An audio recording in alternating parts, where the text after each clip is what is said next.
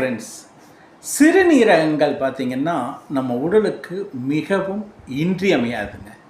அதை காலங்காலத்துக்கும் ஆரம்பத்திலிருந்தே சரியான விதத்தில் பாதுகாத்துட்டு இருந்தோம்னா அது எந்த பிரச்சனையும் இல்லாமல் அது பாட்டுக்கு போயிட்டுருக்கும்.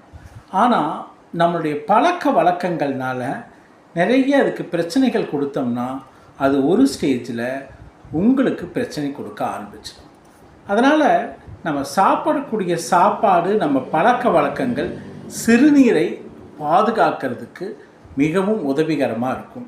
ஸோ முதல்ல சிறுநீரகத்தை பாதிக்கக்கூடிய உணவு பழக்க வழக்கங்கள் மற்றும் நம்ம டெய்லி ரொட்டீன் பழக்க வழக்கங்கள் என்னென்னு பார்த்தோம்னா, வெள்ளை சர்க்கரை சேர்த்துக்கிறது, குளிர்பானங்கள், மதுபானங்கள், அப்புறம் சால்ட்டு, அப்புறம் பிக்கிள்ஸு, அப்புறம் கருவாடு போன்ற ஐட்டங்கள், ரொம்ப சால்ட்டி ஃபுட்டு, அப்புறம் செயற்கை உணவுகள், துரித உணவுகள், அதாவது இந்த பேக்கடு ஃபுட்ஸு, அதே மாதிரி பேக்கரி ஐட்டம், சுகரி ஐட்டம், அப்புறம் அதிகமாக கோபப்படுறது, மன அழுத்தம், ஆங்ஸைட்டி, டிப்ரெஷன், அப்புறம் அதிகமாக தண்ணி குடிக்காமல் இருக்கிறது, அப்புறம் நிறைய சுகர், சால்ட்டு, அதே நேரத்தில் உணவில் அதிகமாக மசாலா பொருட்களை பயன்படுத்துறது.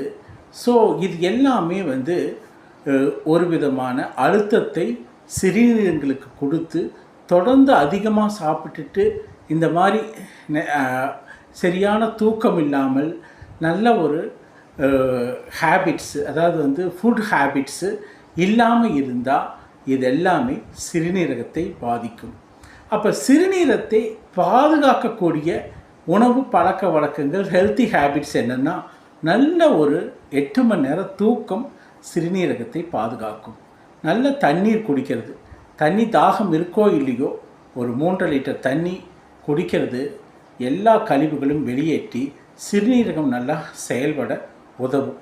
அதே நேரத்தில் நம்ம இஞ்சி, அப்புறம் மிளகு, இந்த மாதிரி ஐட்டம், மஞ்சள், இதை அதிகமாக எடுத்துட்டால் அது ஒரு கிட்னியை க்ளீன்ஸ் பண்ணுறதுக்கு, அதாவது கழிவுகளையும் அதை க்ளீன்ஸ் பண்ணுறதுக்கும் உதவும். அப்புறம் மற்றபடி சிறுநீரகத்தை அதிகமான அழுத்தங்களுக்கு உட்படுத்தாமல், அப்புறம் ரொம்ப மசாலா பொருட்களை கொடுக்காம இயற்கையாக கிடைக்கக்கூடிய உணவுப் பொருட்களையும், அதே மாதிரி ஃபைபர் கண்டென்ட், நார்த்தன்மை,